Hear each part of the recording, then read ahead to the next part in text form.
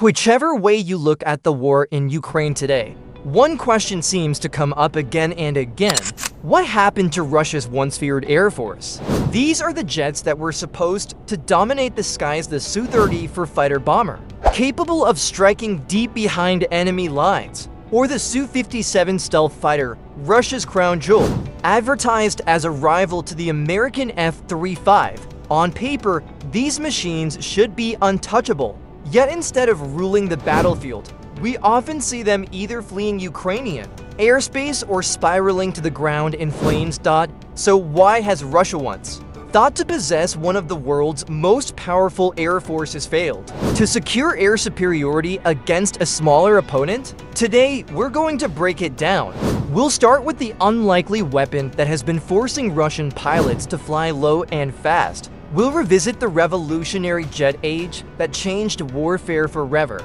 And then we'll examine the deeper problems within Russia's military machine, from sanctions and supply shortages to undertrained pilots and shocking accidents. This is the untold story of how one of the most intimidating air forces on Earth is struggling to survive in the skies over Ukraine. The jet age and air power dreams. To understand what's happening today, we need to step back. The late 1940s ushered in what historians call the jet age. With the arrival of jet propulsion, aircraft suddenly flew faster, higher, and farther than their piston-powered predecessors. Commercial aviation was transformed, but so was military doctrine. The thinking was simple: if you could fly faster than your opponent, you could dominate the skies. This confidence led to the retirement of many traditional gun systems in favor of air-to-air missiles, the only realistic way to bring down a supersonic jet. Over time, missile technology didn't just change dogfighting, it completely reshaped air defense. Surface-to-air missile systems, or SAMIS, became the backbone of protecting ground forces from hostile aircraft. By the 1970s, technology had advanced even further. For the first time, vulnerable infantry could be armed with portable, shoulder-launched anti-aircraft weapons. These man-portable air defense systems, known as manpads, were light, cheap, and easy to use. A soldier could be trained to operate one in minutes. This was a game-changer. The manpad's effect in Ukraine when Russia launched its full-scale invasion in February 2022, Moscow expected its air force to deliver quick dominance. Western nations knew this, and they rushed to flood Ukraine with thousands of manpads. The U.S. sent Stinger missiles. Britain supplied Starstrike systems, and older Soviet-era Iglas were pulled out of storage. The result? Russian jets could no longer roam freely. For the price of a $70,000 missile, Ukrainian soldiers could destroy a $36 million Su-34 bomber or an $85 million Su-35 fighter. That's not just effective, it's devastatingly cost-efficient. This imbalance has crippled Russia's ability to provide continuous air cover for its ground troops. Without that cover, tanks, artillery, and convoys have been repeatedly ambushed and destroyed, often captured on drone and phone footage that spreads worldwide within hours.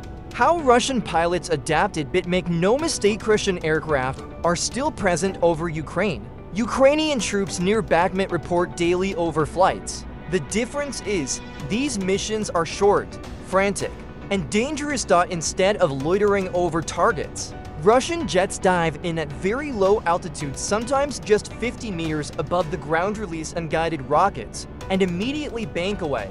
Helicopters, once meant to support ground forces with sustained fire, now act more like hit-and-run artillery platforms. They dash in, launch a volley of rockets, and retreat before Ukrainian manpads teams can lock on. For Ukrainian defenders, this means constant vigilance. One soldier described the chaos: when the infantry shouts incoming, you have seconds to react. You grab the launcher, sprint into the open, and try to get a lock while the jet screams overhead. From the moment you hear the sound, you have 3 to 5 seconds. Training, tactics, and shortages. Let's talk about pilots. NATO aviators typically log about 180 to 240 flight hours per year. Russian pilots average closer to 100. That lack of experience has real consequences. They are mostly trained to fly in pairs, not large formations. and rarely practice the kind of complex air campaigns Western militaries consider routine early in the war. Russian jets flew around 300 sorties per day. Today, that number is down to just a few dozen, with most avoiding Ukrainian airspace altogether.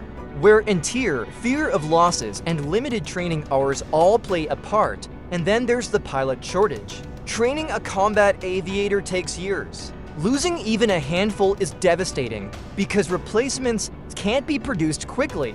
Britain's own Royal Air Force has faced pilot bottlenecks. Russia's problem is even worse, but pilots aren't the only missing piece. Mechanics and repair specialists are also in short supply. Modern jets rely on sophisticated avionics and electronics. With Western sanctions cutting Russia off from vital components, especially semiconductors, maintenance has become nearly impossible. Some reports claim Russian crews have resorted to taping commercial GPS units into cockpits, or launching missions with protective covers still left on sensors. Sanctions and desperation sanctions have hit especially hard. Russia has long relied on importing advanced electronics for its aircraft, but cut off from these supplies, the country is now forced to cannibalize old Soviet equipment, raid stockpiles of outdated munitions, and search black markets for banned components. The result is a patchwork air fleet to modern.